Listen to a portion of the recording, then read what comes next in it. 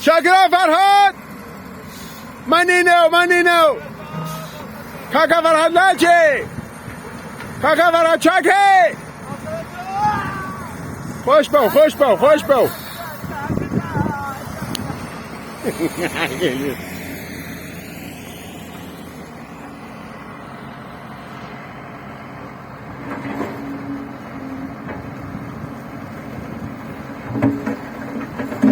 اینم فیلمی از آقای رضایی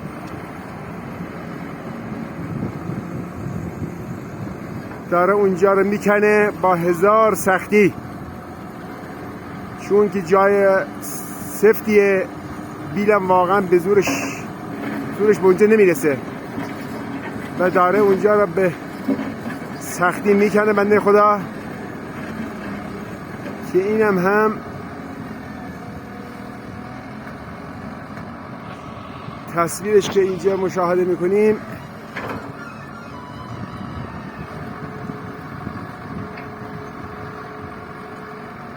آقای رضایی مشغول به کندن اون کوه در سایت 3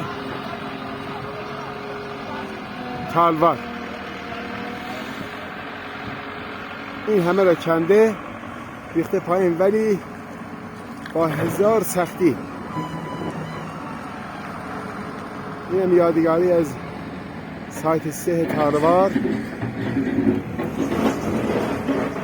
اینم راننده لودر آقای فرهاد زهدی با لودر داره میکنه و خاک اونجا دپو میکنه.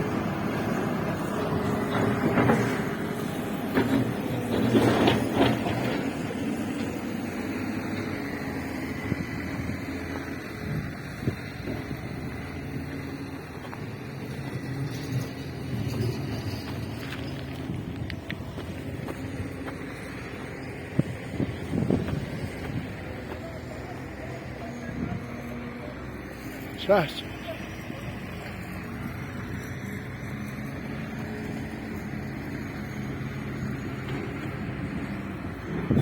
و این هم خود تصویر خانه سایت 3، این هم دکل جر تغییره. این هم میروهای مشغول به کار تیپ قرارگاه بعثت. این هم مهندس آقای سیدنی. این هم دکل فرهاد. این هم آقای فرهاد زهدی.